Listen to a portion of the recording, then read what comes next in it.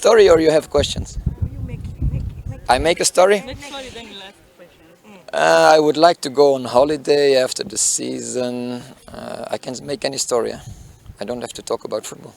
Football, Football. training. Okay. No, this week we went into another component of football. The first 4 days were endurance, stamina. From this week we went into a higher intensity. We had some 11 against 11 between ourselves yesterday morning. Today was recovery. It was an easy session, and tomorrow, Friday and Saturday, the intention will even go higher up to throw back on Sunday. We also integrate the tactical part in the training sessions because the first 4 days was only or the focus was more on the physical. Now it's a mix between high intensity and tactical things on training. You can see that 2 guys are training individual because they came a little bit later than the rest, so they have to catch up. From tomorrow, the 2 guys will be integrated in training sessions, in the normal training sessions.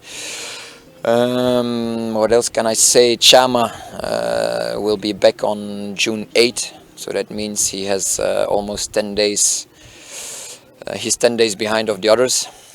He has an extra individual program he has to do at home. And when he comes, he will be training individual before he will be integrated in the training sessions. So he's running behind. Shibop is still an issue.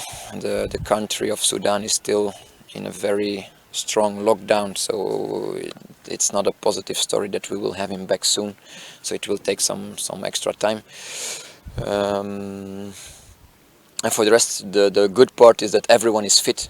Until now we don't have any injuries, so that means that the work we do step by step is increasing, but without any injuries. Fatigue, of course, when you go into preparation, training sessions or the quantity of training sessions is higher than in a normal season or in the competition period. So it's normal that guys have fatigue, but no injuries. So that means everyone can train, everyone can do every time the tactical sessions as well. So that's what I want to keep, because if someone gets injured, that means he will miss 1, 2, 3, 4 sessions, and then his level is dropping down again. So we have to keep everyone fit until the start of the league. And so we can pick in the first game the best 11 to start the league again on June 14. Friendly matches? Yes. Maybe. Any? Maybe. No. Maybe. It's almost 2 weeks since you started exercising. 1 week. 1 week? Yes. Okay, 1 week. Do you think the players have returned to the standards? No, and that's impossible. You cannot erase 2 months of holiday in 1 week. Normally, a normal preparation for a normal season takes 6 to 7 weeks. So now and then you have only a 4-week break, and now they had a 8-week break, and be back in 3 weeks. That's impossible. You can bring them to a certain level. That's why I want to keep everyone fit, because if they get injured now, then they lose again time to get fit. So we have to keep everyone on board and make it step by step. I don't want to burn guys. It's not the intention that we will be fit in the first 3 games and to give everything and then have so many injuries or a drop in physical load that the end of the league and the cup is not ours. So we have to build it very carefully, step by step, that we can be fit during the 6-week period of league and also be good in the cup in the end of the weeks. So it's not to be giving everything and give them fitness in 3 weeks. That's impossible, but we have to build it up bit by bit. And maybe yes, the first game will still be at 80% or 70%, and I will take it that way. That doesn't mean we will not play to win. That's something different. But you cannot make anyone, even the fastest guy in the world, in 3 weeks, or the Kenyans in 3 weeks, they will not get to win the marathon. So everyone needs training, everyone needs time. So in 3 weeks we will not be fully fit. How about, there are some coaches who are complaining about the timetable to be tough for them. What about you? It will be tough for everyone, and I think it's a better schedule than what we had in February and March, because in February and March sometimes we had games with only 2 days of rest. Now at least there are 5 days in between games, 3 days in between, 4 days in between. So I think the schedule is much better than what we had. And then I talk about Simba because we had more games than other clubs in February and March. So for us, I think it's a better schedule.